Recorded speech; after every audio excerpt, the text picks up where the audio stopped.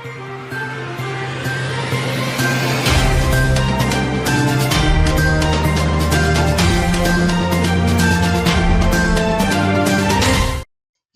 முக்கிய நிகழ்வுகள்.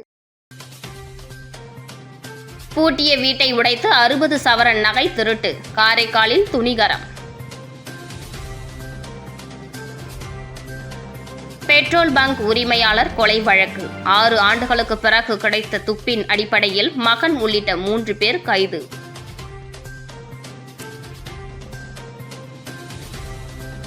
காங்கிரஸ் தாவேக கூட்டணி புதுச்சேரியிலும் தொடர்கிறதா? முன்னாள் முதலமைச்சர் நாராயணசாமி விளக்கம்.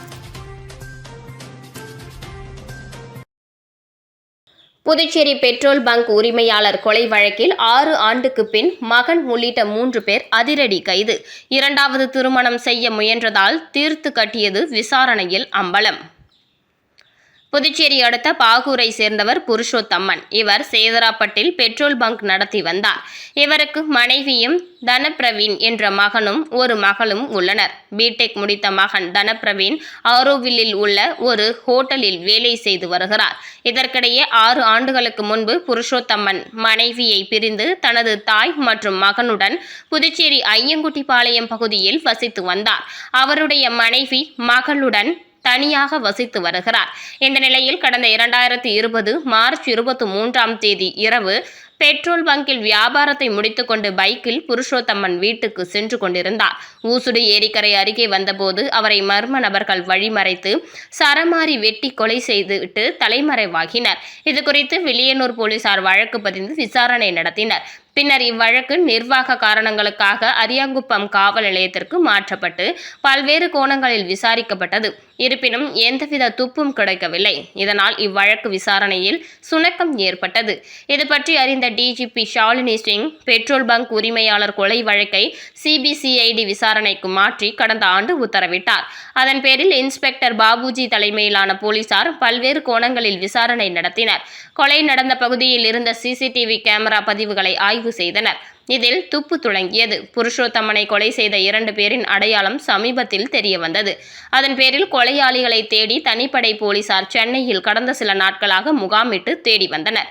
தற்போது 2 பேரை சந்தேகத்தின்படி தனிப்படை போலீசார் பிடித்து விசாரித்ததில் புதுச்சேரி அரும்பார்த்தபுரத்தை சேர்ந்த கலியவேந்தன் பிரசாந்த் என்பதும் கேட்டரிங் வாகனங்களுக்கு டிரைவர் வேலை செய்து வந்ததும் பெட்ரோல் பங்க் உரிமையாளர் புருஷோத்தம்மனின் மகன் தனப்பிரவீன் தூண்டுதலின் பேரில் கொலை செய்ததும் தெரிய வந்தது. இதையடுத்து 2 பேரையும் புதுச்சேரிக்கு அழைத்து வந்தனர். Senior SP Nithya Radhakrishnan, SP Dhanasekaran உத்தரவின் பேரில் 2 பேரிடமும் தீவிர விசாரணை மேற்கொள்ளப்பட்டது. இதில் திடுக்கிடும் தகவல்கள் தெரிய வந்தது. மனைவியை பிரிந்த பெட்ரோல் பங்க் உரிமையாளர் புருஷோத்தம்மன் 2வது திருமணம் செய்ய முடிவு செய்துள்ளார்.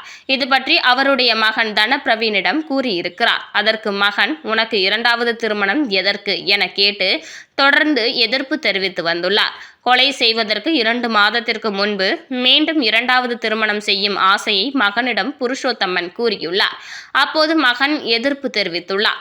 தந்தை 2வது திருமணம் செய்தால் பெட்ரோல் பங்க் சொத்தில் பங்கு பிரிந்து போகும் என்பதால் தந்தையை தீர்த்து கட்டும் கொடூர திட்டத்தை தீட்டியுள்ளார். இதுபற்றி தனது தூரத்து உறவினர்களுக்கும் நண்பர்களுமான கலியவேந்தன், பிரசாந்த் ஆகியோரிடம் கூறவே கொலை திட்டத்தை அரங்கேற்ற முடிவு செய்துள்ளனர். புருஷோத்தம்மன் எங்கெங்கு செல்கிறார், எந்த ரோட்டில் எப்போது செல்கிறார் என்பதை நோட்டமிட்டுள்ளனர். கொலை செய்வதற்கு 2 நாட்களுக்கு முன்பு புருஷோத்தம்மனை பைக்கில் பின்தொடர்ந்து சென்றுள்ளனர். அப்போது புருஷோத்தம்மன் தப்பித்து விட்டார். அதன் பிறகு சம்பவத்தன்று கச்சிதமாக 2 பேரும் சரமாரியாக வெட்டி கொலை செய்துள்ளனர். மேற்கண்ட தகவல்கள் விசாரணையில் தெரிய வந்தது. இதையடுத்து மேற்கண்ட 2 பேரையும் மகன் தனப்பிரவீனையும் போலீசார் கைது செய்தனர். பின்னர் நேற்று மாலை கோர்ட்டில் ஆஜர்படுத்தி காலாப்பட்டு மத்திய சிறையில் அடைத்தனர். 2 நாட்களுக்கு பிறகு 3 பேரையும் போலீசார் காவலில் எடுத்து முழுமையாக விசாரிக்க முடிவு செய்துள்ளனர். அப்போது கொலையில் மேலும் யாருக்கேனும் தொடர்பு இருக்கிறதா என பல்வேறு தகவல்கள் தெரிய வரும். நண்பர் மூலம் துப்பு துளங்கியது. பெட்ரோல் பங்க் உரிமையாளர் புருஷோத்தம்மன் கொலையில் 6 ஆண்டுகளுக்கு பிறகே கொலையாளிகளை அடையாளம் கண்டு கைது செய்ய முடிந்தது. அதுவும் சிபிசிஐடி போலீசாரின் பலகட்ட விசாரணையில் இது தெரிய வந்தது. மகன் தனப்பிரவீன் தனது குழந்தையை கொலை செய்தது குறித்து நண்பர் ஒருவரிடம் சமீபத்தில் தெரிவித்துள்ளார். அந்த நண்பர் மூலமாகவே தற்போது துப்பு துளங்கி இருப்பது குறிப்பிடத்தக்கது. மகன் தனப்பிரவீன் தனது தந்தையை கொலை செய்தது குறித்து நண்பர் ஒருவரிடம் சமீபத்தில் தெரிவித்துள்ளார். அந்த நண்பர் மூலமாகவே தற்போது துப்பு துலங்கி இருப்பது குறிப்பிடத்தக்கது. புதுச்சேரி விமான நிலையத்திற்கு 2025-26 நிதியாண்டில் முதல் முறையாக 1,00,000 பயணிகள் வருகை தந்துள்ளனர். 2030க்குள் விமான நிலைய விரிவாக்க பணிகள் நிறைவடையும் என தெரிவிக்கப்பட்டுள்ளது. யாத்ரி சுவிதா திவாஸ் முன்னிட்டு புதுச்சேரி விமான நிலையத்தில் பல்வேறு சிறப்பு நிகழ்ச்சிகள் நடைபெற்றன. பயணிகளின் அனுபவத்தை மேம்படுத்தும் நோக்கில் நடத்தப்பட்ட இந்த நிகழ்ச்சிகளில் விமான நிலைய அதிகாரிகள், விமான நிறுவன ஊழியர்கள், காவல்துறையினர் மற்றும் பயணிகள் பங்கேற்றனர். புதுச்சேரி விமான நிலைய முனைய கட்டிடத்தின் வருகை மண்டபத்தில் நடைபெற்ற நிகழ்ச்சியில் இந்திய விமான நிலைய ஆணைய அதிகாரிகள், விமான நிறுவன ஊழியர்கள் மற்றும் காவல்துறையினர் இணைந்து வந்தே மாதரம் தேசிய பாடலை பாடினர். தொடர்ந்து விமான நிலையத்திற்கு வந்த பயணிகளுக்கு பாரம்பரிய திலகம் மற்றும் ரோஜா மலர்கள் வழங்கி வரவேற்பு அளிக்கப்பட்டது. மேலும் சுற்றுச்சூழல் பாதுகாப்பு குறித்த விழிப்புணர்வை ஏற்படுத்தும் வகையில் விமான நிலைய வளாகத்தில் மரக்கன்றுகள் நடப்பட்டன. விமான நிலையத்தில் அமைக்கப்பட்டிருந்த சிறப்பு செல்ஃபி பாயிண்டில் பயணிகள் மற்றும் ஊழியர்கள் புகைப்படங்கள் எடுத்து மகிழ்ந்தனர். நிகழ்ச்சியின் போது விமான நிலைய அதிகாரிகள் தெரிவித்ததாவது, 1989ஆம் ஆண்டு தொடங்கப்பட்ட புதுச்சேரி விமான நிலையம் தற்போது 1500 மீட்டர் நீளமுள்ள ஓடு பாதையுடன் செயல்பட்டு வருகிறது. இதனால் 72 பயணிகள் வரை பயணிக்கக்கூடிய சிறிய ரக விமானங்கள் மட்டுமே இயக்கப்படுகின்றன. இருப்பினும் கடந்த 2025-26 நிதியாண்டில் புதுச்சேரி விமான நிலையத்திற்கு முதல் முறையாக 1,00,000 பயணிகள் வருகை தந்துள்ளனர். இது விமான நிலைய வளர்ச்சியின் முக்கிய மைல்கல்லாக கருதப்படுகிறது. மேலும் விமான நிலைய ஓடுபாதையை 2300 மீட்டராக விரிவுபடுத்தும் திட்டம் முன்னெடுக்கப்பட்டு வருகிறது. விரிவாக்க பணிகள் 2027ஆம் ஆண்டு தொடங்கி 2030ஆம் ஆண்டில் நிறைவடையும் என எதிர்பார்க்கப்படுகிறது என்றனர். புதுச்சேரியில் பணிகள் தாமதமாகிறது என எம்எல்ஏ கூற, புதுச்சேரி நிர்வாகம் வேறு, தமிழக நிர்வாகம் வேறு என்று புதுச்சேரியில் அதிகப்படியான IAS அதிகாரிகளால் புதுச்சேரி வீணாகிவிட்டது என புதுச்சேரி முதல்வர் ரங்கசாமி குற்றம் சாட்டியுள்ளார்.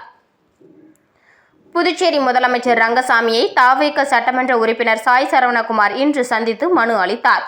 தான் தேர்ந்தெடுக்கப்பட்ட திருபுவனை தொகுதியில் பள்ளி மாணவர்களுக்கு நோட்டு புத்தகம், பேக் போன்றவற்றை வழங்கப்படவில்லை என சுட்டிக்காட்டினார். தமிழகத்தில் 55 லட்சம் மாணவர்களுக்கு சீருடை, புத்தகம், பை போன்றவற்றை கொடுக்கப்பட்டுள்ளது. ஆனால் புதுச்சேரியில் 90,000 மாணவர்களுக்கு இன்னும் வழங்கப்படவில்லை என குறிப்பிட்டார். புதுச்சேரியை விட பெரிய அளவிலான கடலூர் மாவட்டத்தில் ஒரு IAS அதிகாரி திறம்பட செயல்படுத்தி நிர்வாகத்தை நடத்துகிறார். ஆனால் புதுச்சேரியில் 20க்கும் மேற்பட்ட IAS அதிகாரிகள் இருந்தும் பணிகள் தாமதமாகிறது என எம்எல்ஏ கூற, புதுச்சேரி நிர்வாகம் வேறு, தமிழக நிர்வாகம் வேறு. அங்கு முதலமைச்சர் சொன்னால் அதிகாரிகள் உடனே செய்வார்கள். இங்கே துணைநிலை ஆளுநர் தடை செய்வார் என முதலமைச்சர் ரங்கசாமி குறிப்பிட்டார். கடலூர் மாவட்டத்திற்கே ஒரு IAS அதிகாரிதான். ஆனால் அதிகப்படியான IAS அதிகாரிகளால் புதுச்சேரி வீணாகிவிட்டது. ஜாலியாக இருக்கத்தான் புதுச்சேரிக்கு IAS அதிகாரிகள் வருகிறார்கள் என புதுச்சேரி முதலமைச்சர் ரங்கசாமி கூறினார். வீட்டு வேலைக்கார பெண் 4.5 பவுன் தங்க நகை திருட்டு, போலீசார் கைது செய்து நகை மீட்பு. புதுச்சேரி லாஸ்பேட்டை அசோக் நகர் பாரதியார் சாலையை சேர்ந்தவர் சித்ரா. இவர் மகள் சரண்யாவுக்கு 2வது குழந்தை பிறந்துள்ளதால் அவர் தாயார் வீட்டில் தங்கியிருந்தார். இந்த நிலையில் உடல்நலக்குறைவு காரணமாக சித்ரா திருச்சிற்றம்பலம் கூட்ரோட்டில் உள்ள தனியார் நிறுவனம் மூலம் தவளக்குப்பத்தை சேர்ந்த ஞான சௌந்தர்யா என்பவரை வீட்டு வேலைக்காக நியமித்திருந்தார். சரண்யாவின் 4.5 பவுன் தங்க வளையல் உள்ளிட்ட நகைகள் வீட்டில் உள்ள டிரெஸ்ஸிங் டேபிள் டிராயரில் வைக்கப்பட்டிருந்தன. இந்த நிலையில் குழந்தைக்கு உடல்நலக்குறைவு ஏற்பட்டதால் மருத்துவமனைக்கு செல்ல தயாரான போது டிராயரை திறந்து பார்த்த சரண்யா அதிலிருந்த நகைகள் காணாமல் போனதை கண்டு அதிர்ச்சியடைந்தார். திருடு போன நகைகளின் மதிப்பு சுமார் ரூபாய் 5 லட்சம் என கூறப்படுகிறது. இதுகுறித்து சித்ரா லாஸ்பேட்டை காவல் நிலையத்தில் புகார் அளித்தார். அந்த புகாரில் சம்பவத்தன்று வீட்டுக்கு வந்திருந்த வீட்டு வேலைக்கார பெண் ஞான சௌந்தர்யா மீது சந்தேகம் இருப்பதாகவும் வெளியாட்கள் யாரும் வீட்டுக்கு வரவில்லை என்றும் தெரிவித்தார். புகாரின் பேரில் வழக்கு பதிவு செய்த போலீசார் ஞான சௌந்தர்யாவை பிடித்து விசாரணை நடத்தினர். விசாரணையில் அவர் நகைகளை திருடியதை ஒப்புக்கொண்டார். இதையடுத்து அவரை கைது செய்த போலீசார் திருடப்பட்ட நகைகளையும் மீட்டனர். தொடர்ந்து ஞான சௌந்தர்யா நீதிமன்றத்தில் ஆஜர்படுத்தப்பட்டு காலாப்பட்டு சிறையில் அடைக்கப்பட்டார். புதுச்சேரியில் தாவேக கூட்டணி குறித்து தலைமை முடிவு எடுக்கும் முன்னாள் முதலமைச்சர் நாராயணசாமி பேட்டி. புதுச்சேரி காங்கிரஸ் முன்னாள் முதலமைச்சர் நாராயணசாமி இன்று தனது இல்லத்தில் செய்தியாளர்களை சந்தித்தார். அப்போது காங்கிரஸ் ஆட்சியில் நாங்கள் கொண்டு வந்த திட்டங்களை மோடி திட்டமாக மத்திய அமைச்சர் முருகன் தெரிவித்துள்ளார். ஒவ்வொரு ஆண்டும் சிறப்பு நிதி ஒதுக்கப்பட்டு ரூபாய் 15,000 கோடி மத்திய அரசு புதுச்சேரிக்கு தந்துள்ளதாக மத்திய அமைச்சர் முருகன் தெரிவித்தார். முதலமைச்சர் ரங்கசாமி ஆட்சிக்கு வந்தவுடன் மத்திய நிதி அமைச்சரிடம் ரூபாய் 2,000 கோடி சிறப்பு நிதி தர கோரினார். சிறப்பு நிதியாக தராமல் கடனாக மத்திய நிதி அமைச்சர் நிர்மலா சீதாராமன் ஒதுக்கீடு செய்தார். அதனால் ரூபாய் 15,000 கோடியை புதுச்சேரிக்கு மத்திய அரசு தந்தது இல்லை. அவர் மத்திய அரசு ரூபாய் 15,000 கோடி 5 ஆண்டுகளில் புதுச்சேரிக்கு தந்ததை மத்திய அமைச்சர் முருகன் நிரூபிக்க முடியுமா என சவால் விடுகிறேன். மத்திய அரசு நிதி இல்லாததால் திட்டம் முடங்குவதாக முதலமைச்சர் ரங்கசாமி தெரிவித்துள்ளார். நிதியை மத்திய அரசு வாரி வழங்கியதாக மாய பிம்பத்தை முருகன் உருவாக்கியுள்ளார். புதுச்சேரியில் அமைச்சர்களுக்கு இலாக்கா தராததால் நிர்வாகம் ஸ்தம்பித்து சோதனை அரசாகவும் உள்ளது. தமிழக முதல்வர் விஜய் புதுச்சேரி முதல்வருக்கு நெருக்கமானவர். தமிழக அமைச்சர் ஆனந்தும் அவரை அடிக்கடி சந்தித்திருக்கிறார். தமிழகத்தில் முதல்வராக விஜய் பொறுப்பேற்ற போது ஊழலுக்கு இடமில்லை என மக்கள் முன்பு அறிவித்தார். அதேபோல் வரும் 17இல் அமைச்சர்கள் பதவியேற்பில் முதல்வர் ரங்கசாமியும் ஆட்சியில் ஊழல் நடைபெறாது என பகிரங்கமாக அறிவிப்பாரா? அவரை சுற்றி வரும் 6 புரோக்கர்களை வெளியே அனுப்புவாரா? பதவியேற்பு விழாவில் பேசாவிட்டாலும் காந்தி சிலை முன்பு முதல்வர், அமைச்சர்கள், எம்எல்ஏக்கள் கூடி ஆட்சியில் ஊழல் நடைபெறாது என சபதம் எடுக்க தயாரா? புதுச்சேரியில் அனைத்து துறைகளிலும் ஊழல் மலிந்துள்ளது.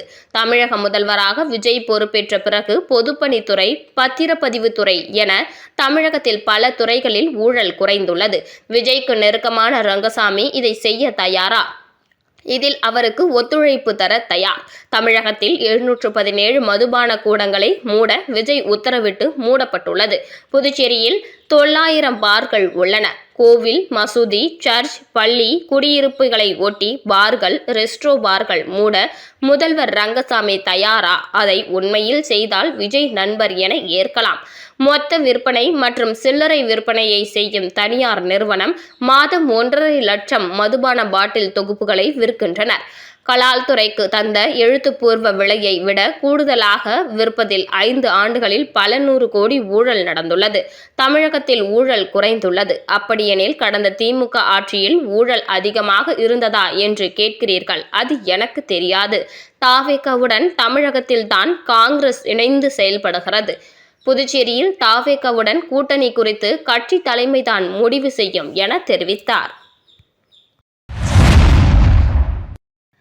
காரைக்கால் அருகே பூட்டியிருந்த வீட்டை உடைத்து 60 சவரன் நகை திருட்டு. நிரவி காவல் நிலைய போலீசார் சம்பவ இடத்தில் விசாரணை.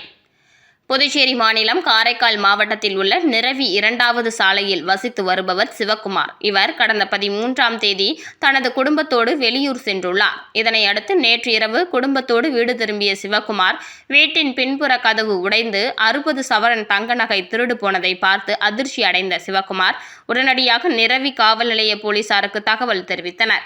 உடனடியாக சம்பவ இடத்திற்கு வந்த நிரவி காவல் நிலைய போலீசார் சிவக்குமார் வீட்டில் நிரவி போலீசார் மற்றும் தனிப்படை போலீசார் திருட்டு நடந்த பகுதி மற்றும் அருகில் பொருத்தப்பட்டுள்ள சிசிடிவி கேமராக்களை ஆய்வு செய்து விசாரணை மேற்கொண்டு வருகின்றனர். இந்த நிலையில் பூட்டியிருந்த வீட்டின் கதவை உடைத்து 60 சவரன் நகை திருடி சென்ற சம்பவம் பெரும் பரபரப்பை ஏற்படுத்தியுள்ளது. புதுவை காமராஜ் நகர் தொகுதியில் உள்ள குடிநீர் இரவை நிலையத்தில் எம்எல்ஏ ஜோஸ் சார்லஸ் மார்டின் ஆய்வு மேற்கொண்டார். புதுவை காமராஜ் நகர் தொகுதிக்குட்பட்ட ரெயின்போ நகர் பகுதியில் அமைந்துள்ள பொதுப்பணித்துறையின் குடிநீர் இரவை நிலையத்தில் லட்சிய ஜனநாயக கட்சி தலைவரும் காமராஜ் நகர் தொகுதி சட்டமன்ற உறுப்பினருமான ஜோஸ் சார்லஸ் மார்டின் நேரில் ஆய்வு செய்தார். அப்பொழுது அங்கு குடிநீர் விநியோகம், பொதுமக்களுக்கு செய்யப்படும் குடிநீர் விவரங்கள் குறித்தும் பொது சுகாதாரத்துறை இளநிலை பொறியாளர் நட்ராஜ் விளக்கம் அளித்தார். மேலும் குடிநீர் வழங்குவதில் பொதுமக்களுக்கு எவ்வித இடையூறும் ஏற்படக்கூடாது எனவும் அதிகாரிகளுக்கு அறிவுறுத்தினார். இந்த ஆய்வின் போது முன்னாள் சட்டமன்ற உறுப்பினர் ரிச்சர்ட் ஜான்குமார், லட்சிய ஜனநாயக கட்சி பொதுச் செயலாளர் வழக்கறிஞர் பிரபாகரன் உள்ளிட்ட நிர்வாகிகள் உடனிருந்தனர். புதுச்சேரியில் உள்ள புனித அந்தோணியார் ஆலயத்தின் 175ஆம் ஆண்டு பெருவிழாவினையொட்டி நடைபெற்ற ஆடம்பர தேர்பவனியில் ஏராளமான கிறிஸ்தவர்கள் கலந்து கொண்டனர். புதுச்சேரி முத்தியால்பேட்டை பகுதியில் மிகவும் பழமையான புனித அந்தோணியார் ஆலயம் அமைந்துள்ளது. இந்த ஆலயத்தின் 175ஆம் ஆண்டு பெருவிழா கடந்த 5ஆம் தேதி கொடியேற்றத்துடன் தொடங்கி நடைபெற்று வந்தது. ஆண்டு பெருவிழாவையொட்டி நாள்தோறும் சிறப்பு திருப்பலி நடைபெற்றது. இந்த நிலையில் பெருவிழாவின் முக்கிய நிகழ்வான ஆடம்பர தேர்பவனி இரவு நடைபெற்றது. புதுச்சேரி கடலூர் உயர்மறை மாவட்ட முதன்மை குரு குழந்தைசாமி தலைமையில் கூட்டு திருப்பலி நடைபெற்றது. தொடர்ந்து அலங்கரிக்கப்பட்ட தேரில் அந்தோணியார் சொரூபம் வைக்கப்பட்டு ஆடம்பர தேர்பவனி நடைபெற்றது. இதில் ஏராளமான கிறிஸ்தவர்கள் கலந்து கொண்டு பிரார்த்தனை செய்தனர். புதுவை வெங்கடா நகர் துணை மின் நிலையத்தில் எம்எல்ஏ ஜோஸ் சார்லஸ் மார்டின் ஆய்வு. புதுவை வெங்கடா நகர் பகுதியில் அமைந்துள்ள துணை மின் நிலையத்தில் லட்சிய ஜனநாயக கட்சி தலைவரும் காமராஜ் நகர் தொகுதி சட்டமன்ற உறுப்பினருமான ஜோஸ் சார்லஸ் மார்டின் நேரில் ஆய்வு மேற்கொண்டார்.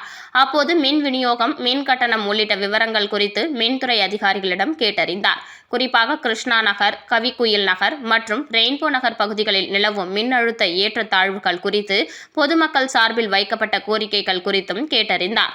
இதுகுறித்து உதவி மின் பொறியாளர் திலகராஜ் விளக்கமளித்த போது அப்பகுதியில் மின் மாற்றிகள் பற்றாக்குறை நிலவுவதாக தெரிவித்தார். இதையடுத்து தேவையான நடவடிக்கைகளை விரைந்து மேற்கொள்ளுமாறும் எம்எல்ஏ ஜோஸ் சார்லஸ் மார்டின் வலியுறுத்தினார். இந்த ஆய்வின் போது முன்னாள் சட்டமன்ற உறுப்பினர் ரிச்சர்ட் ஜான்குமார், லட்சிய ஜனநாயக கட்சி பொதுச் செயலாளர் வழக்கறிஞர் பிரபாகரன், காமராஜ் நகர் தொகுதி தலைவர் கோகுல் கண்ணன், ரெயின்போ நகர் பொறுப்பாளர் சுரேஷ் உள்ளிட்டோர் உடனிருந்தனர். விளம்பர இடைவேளைக்கு பிறகு செய்திகள் தொடரும். சம்மர் டென்ஷன் எதுக்கு? தனம் சேல் சென்டர் இருக்கு. சம்மர் டென்ஷன் எதுக்கு? தனம்ல ஏசி வாங்கி சம்மரை சில் பண்ணுங்க. தனம் சேல் சென்டர், காமராஜ் சாலை, பாண்டிச்சேரி.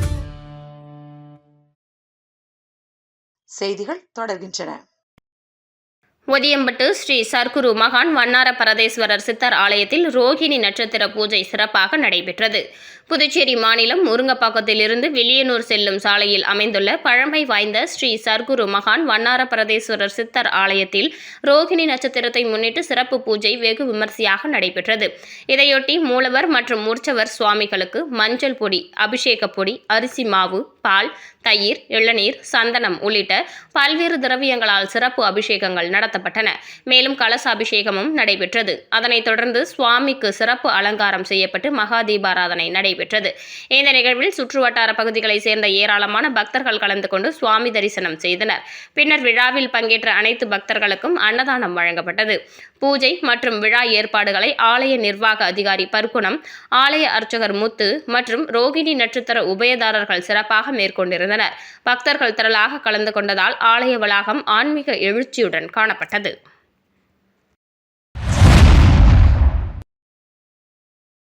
புதுச்சேரி தூய இருதய ஆண்டவர் பசிலிக்கா ஆண்டு பெருவிழாவையொட்டி நடைபெற்ற தேர்பவனியில் 500க்கும் மேற்பட்ட கிறிஸ்தவர்கள் கலந்து கொண்டு பிரார்த்தனை செய்தனர்.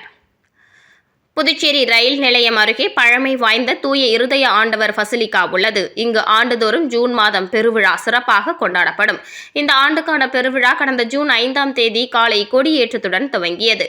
விழாவையொட்டி தினமும் சிறப்பு திருப்பலிகள், ஆராதனைகள் மற்றும் பிரார்த்தனைகள் நடைபெற்றன. பெருவிழாவின் முக்கிய நிகழ்வான தேர்பவனி இன்று இரவு நடைபெற்றது. இதனையடுத்து பிற்பகலில் சிறப்பு திருப்பலி நிறைவேற்றப்பட்டது. தொடர்ந்து மாலையில் அலங்கரிக்கப்பட்ட தேரில் தூய இருதய ஆண்டவர் திருவுருவம் எழுந்தருளச் செய்யப்பட்டு தேர்பவனி தொடங்கியது. இதில் 500க்கும் மேற்பட்ட கிறிஸ்தவர்கள் மற்றும் பொதுமக்கள் கலந்து கொண்டு பிரார்த்தனையில் ஈடுபட்டனர். தேர்பவனி நகரின் முக்கிய வீதிகள் வழியாக சென்று மீண்டும் ஆலயத்தை வந்தடைந்தது. பெருவிழாவின் நிறைவு நிகழ்ச்சியாக நாளை காலை கொடி இறக்க நிகழ்ச்சி நடைபெறவுள்ளது. மீனவர்கள் உற்சாக புறப்பாடு, வியந்து ரசித்த பொதுமக்கள். மீன்பிடி தடைக்காலம் முடிவடைந்ததை தொடர்ந்து காரைக்கால் பகுதியைச் சேர்ந்த நூற்றுக்கணக்கான விசைப்படகுகள் ஞாயிற்றுக்கிழமை மாலை மீன்பிடிக்க கடலுக்கு புறப்பட்டன. துறைமுகத்திலிருந்து ஒன்றன் பின் ஒன்றாக அணிவகுத்து சென்ற படகுகளின் காட்சி கடற்கரையில் திரண்டிருந்த பொதுமக்களையும் சுற்றுலா பயணிகளையும் வெகுவாக கவர்ந்தது. சுமார் 2 மாதங்களாக அமலில் இருந்த மீன்பிடி தடைக்காலம் முடிவடைந்த நிலையில் மீனவர்கள் மிகுந்த உற்சாகத்துடன் மீன்பிடி தொழிலை மீண்டும் தொடங்கினர். மாலை நேரத்தில் காரைக்கால் துறைமுகத்திலிருந்து கடலுக்குள் சீறி பாய்ந்த நூற்றுக்கணக்கான விசைப்படகுகள் கண்கொள்ளா காட்சியாக அமைந்தன. ஞாயிற்றுக்கிழமை விடுமுறை நாளையொட்டி குடும்பத்துடன் கடற்கரைக்கு வந்திருந்த பொதுமக்கள் மீனவர்களின் புறப்பாட்டை ஆர்வத்துடன் கண்டு ரசித்தனர். பலர் தங்களது செல்போன்களில் அந்த காட்சிகளை பதிவு செய்ததுடன் மீனவர்களுக்கு கைகளை அசைத்து வாழ்த்துக்களையும் தெரிவித்தனர்.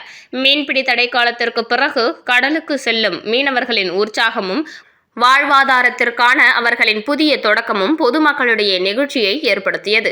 சில மணி நேரம் நீடித்த இந்த விசைப்படகுகளின் அணிவகுப்பு காரைக்கால் கடற்கரையை திருவிழா கோலமாக மாற்றியதுடன் உள்ளூர் மக்களுக்கும் சுற்றுலா பயணிகளுக்கும் மறக்க முடியாத அனுபவமாக அமைந்தது. புதுச்சேரியில் 61 நாட்கள் மீன்பிடி தடைக்காலம் முடிந்து மீண்டும் இன்று கடலுக்கு மீனவர்கள் மீன்பிடிக்க செல்கின்றனர். புதுச்சேரியின் லட்சிய ஜனநாயக கட்சியின் தலைவர் காமராஜ் நகர் தொகுதியின் எம்எல்ஏ ஜோஸ் சார்லஸ் மார்டின் மீனவர்களுக்கு டி-ஷர்ட் மற்றும் கேப் ஆகியவை கொடுத்து அவர்கள் பத்திரமாக மீன்பிடிக்கவும் அறிவுறுத்தியுள்ளார்.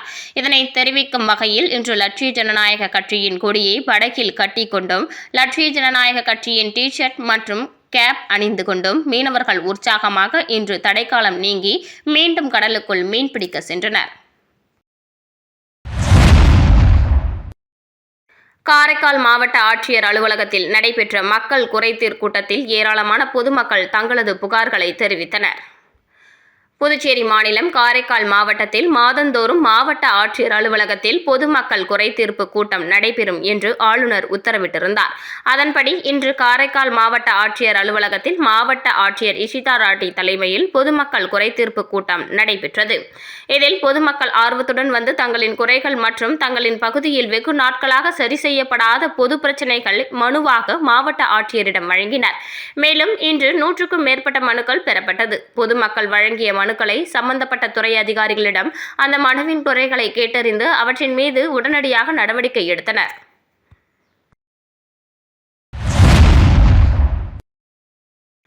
புதுச்சேரியில் கடந்த சில நாட்களாக 100 டிகிரிக்கு மேல் வெயில் பதிவான நிலையில் இன்று திடீரென காற்றுடன் கூடிய பலத்த மழை பெய்ததால் குளிர்ச்சியான சூழல் நிலவி வருகிறது. இதனால் பொதுமக்கள் மற்றும் சுற்றுலா பயணிகள் மகிழ்ச்சி அடைந்துள்ளனர். புதுச்சேரியில் அக்னி நட்சத்திரம் முடிந்த பிறகும் கடந்த சில நாட்களாக வெயிலில் 100 டிகிரிக்கும் மேல் பதிவாகி பொதுமக்களை வாட்டி வந்த நிலையில் இன்று மாலை திடீரென காற்றுடன் கூடிய பலத்த மழை பெய்தது. குறிப்பாக புதுச்சேரி கடற்கரை சாலை, மறைமலையடிகள் சாலை, முத்தியால்பேட்டை, முதலியார்பேட்டை, லாஸ்பேட்டை, நெல்லித்தோப்பு உள்ளிட்ட நகர பகுதிகளிலும் வில்லியனூர், காலாப்பட்டு, கனகசெட்டிக்குளம், பாகூர், திருக்கனூர் உள்ளிட்ட கிராமப்புற பகுதிகளிலும் சுமார் 1 மணி நேரத்திற்கும் மேலாக பலத்த மழை பெய்தது. மழையுடன் பலத்த காற்று வீசியதால் வெப்பத்தின் தாக்கம் குறைந்து குளிர்ச்சியான சூழல் நிலவி வருகிறது. இதனால் வார இறுதி நாளில் புதுச்சேரி வந்துள்ள சுற்றுலா பயணிகள் மற்றும் பொதுமக்கள் மகிழ்ச்சி அடைந்துள்ளனர். இதனிடையே கோர்க்காடு பகுதியில் பலத்த காற்றின் காரணமாக ராட்சத மரம் ஒன்று வேரோடு சாய்ந்து மின் கம்பத்தின் மீது விழுந்தது. இதனால் அப்பகுதியில் மின் விநியோகம் பாதிக்கப்பட்டதுடன் சாலையில் மரம் விழுந்ததால் போக்குவரத்தும் தற்காலிகமாக பாதிக்கப்பட்டது. தகவல் அறிந்த மின்துறை மற்றும் தீயணைப்புத்துறை வீரர்கள் சம்பவ இடத்திற்கு சென்று மரத்தை அகற்றினர்.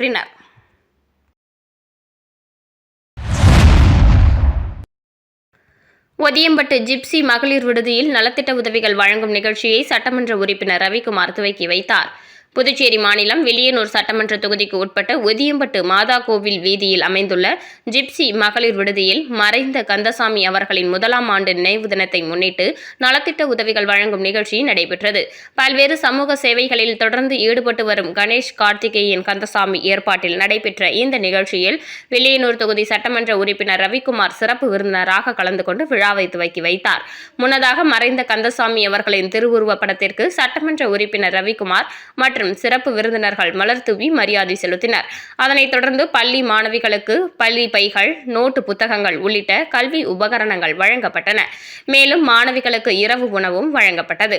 தொடர்ந்து மருத்துவமனை பயன்பாட்டிற்காக நவீன வசதிகள் கொண்ட கட்டில்கள் உள்ளிட்ட மருத்துவ உபகரணங்களையும் சட்டமன்ற உறுப்பினர் ரவிக்குமார் வழங்கினார்.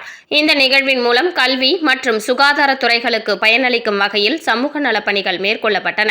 இந்த நிகழ்ச்சியில் சமூக சேவகர்கள், ஊர் முக்கியஸ்தர்கள், பொதுமக்கள் மற்றும் இளைஞர்கள் என ஏராளமானோர் கலந்து கொண்டு விழாவினை சிறப்பித்தனர். இந்த நிகழ்ச்சிக்கான அனைத்து ஏற்பாடுகளையும் கணேஷ் கார்த்திகேயன் கந்தசாமி மற்றும் அவரது குடும்பத்தினர் சிறப்பான முறையில் மேற்கொண்டிருந்தனர். மறைந்த கந்தசாமி அவர்களின் நினைவாக நடைபெற்ற இந்த நலத்திட்ட உதவி வழங்கும் நிகழ்ச்சி சமூக அக்கறை மற்றும் மனிதநேய சேவையின் சிறந்த எடுத்துக்காட்டாக அமைந்தது. புதுவை ரெயின்போ நகர் பகுதியில் அமைந்துள்ள அங்கன்வாடி மையத்தில் லட்சிய ஜனநாயக கட்சி தலைவரும் காமராஜ் நகர் தொகுதி சட்டமன்ற உறுப்பினருமான ஜோஸ் சார்லஸ் மார்டின் நேரில் ஆய்வு செய்தார். அப்பொழுது அங்கன்வாடி மையத்தில் வைக்கப்பட்டிருந்த முதியோர்களுக்கு வழங்கப்படும் பெட்ஷீட், காலணிகள் உள்ளிட்டவற்றை வழங்கினார். அப்பொழுது அங்கு பணியாற்றும் அங்கன்வாடி பணியாளர்கள் 5 மாத காலமாக தங்களுக்கு ஊதியம் வரவில்லை எனவும், ஊதியம் கிடைப்பதற்கான நடவடிக்கை மேற்கொள்ள வேண்டும் எனவும் வேண்டுகோள் விடுத்தனர். அதனை கேட்டறிந்த எம்எல்ஏ ஜோஸ் சார்லஸ் மார்டின் விரைந்து நடவடிக்கை எடுப்பதாக உறுதியளித்தார். இந்த ஆய்வின் போது முன்னாள் சட்டமன்ற உறுப்பினர் ரிச்சர்ட் ஜான்குமார், லட்சிய ஜனநாயக கட்சி பொதுச் செயலாளர்கள் டாக்டர் துரைசாமி, வழக்கறிஞர் பிரபாகரன் மற்றும் கட்சி நிர்வாகிகள் உள்ளிட்டோர் உடனிருந்தனர்.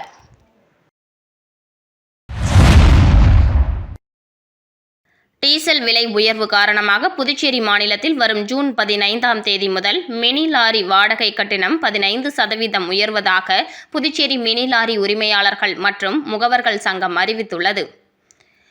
டீசல் விலை கடுமையாக உயர்ந்துள்ளதன் காரணமாக புதுச்சேரியில் மினி லாரி வாடகை கட்டணங்கள் உயர்த்த புதுச்சேரி மினி லாரி உரிமையாளர்கள் மற்றும் முகவர்கள் உரிமையாளர்கள் சங்கம் முடிவு செய்துள்ளது.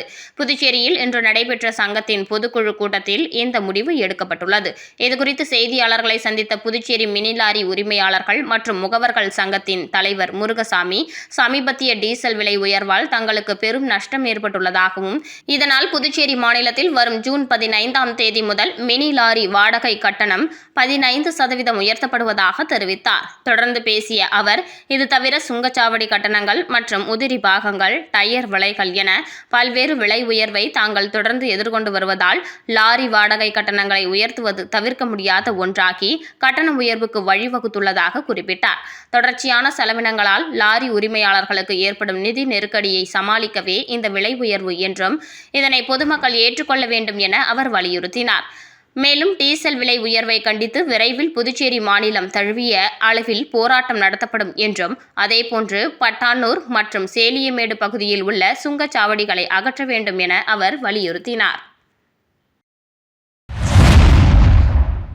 பாண்டிச்சேரி ரவுண்ட் டேபிள் 70 அமைப்பின் சார்பில் தாய் அல்லது தந்தையை இழந்த குடும்பங்களைச் சேர்ந்த 100 மாணவர்களுக்கு கல்வி உதவித்தொகை வழங்கும் விருட்சம் கல்வி உதவித்தொகை 2026 திட்டம் புதுச்சேரி சுகன்யா கன்வென்ஷன் சென்டரில் நடைபெற்றது. இந்த நிகழ்ச்சியில் புதுச்சேரி காவல்துறையின் குற்றப்பிரிவு மற்றும் உளவுத்துறை மூத்த காவல் கண்காணிப்பாளர் நித்யா ராதாகிருஷ்ணன் முதன்மை விருந்தினராக கலந்து கொண்டு திட்டத்தை துவங்கி வைத்தார். ஏரியா 2 செயலாளர் பொருளாளர் MLF TR அசோக் சிறப்பு விருந்தினராக பங்கேற்றார். இந்த சமூக நல முயற்சியின் மூலம் தாய் அல்லது தந்தையை இழந்த குடும்பங்களை சேர்ந்த 100 மாணவர்களுக்கு கல்வி உதவித்தொகை வழங்கப்பட்டது. மாணவர்களின் கல்வி கனவுகளை நனவாக்கும் நோக்கத்துடன் இந்த திட்டம் முன்னெடுக்கப்படுவதாக அமைப்பினர் தெரிவித்திருந்தனர். இந்த நிகழ்ச்சிக்கு title sponsor Yakdu properties, cosponsor Sivakavi iconic, Sri VNM jewellers, Ravi colours, smile and glow advanced dental studio, Kalpraj builders மற்றும் FM பார்ட்னர் 93.5 சூரியன் FM. கல்வி மூலம் சமூக முன்னேற்றத்தை உருவாக்கும் நோக்கத்துடன் இந்த திட்டம் செயல்படுத்தப்படுவதாக அமைப்பினர் தெரிவித்தனர். மீண்டும் இன்றைய முக்கிய நிகழ்வுகள். பூட்டிய வீட்டை உடைத்து 60 சவரன் நகை திருட்டு, காரைக்காலில் துணிகரம். பெட்ரோல் பங்க் உரிமையாளர் கொலை வழக்கு 6 ஆண்டுகளுக்கு பிறகு கிடைத்த துப்பின் அடிப்படையில் மகன் உள்ளிட்ட 3 பேர் கைது.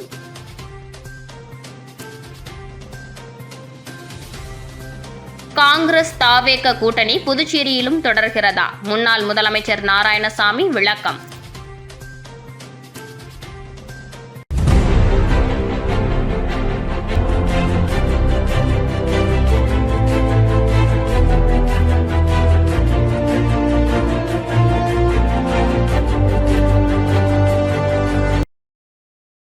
செய்திகளை உடனுக்குடன் தெரிந்து கொள்ள மெட்ரோ யூடியூப் சேனலை சப்ஸ்கிரைப் செய்யவும்.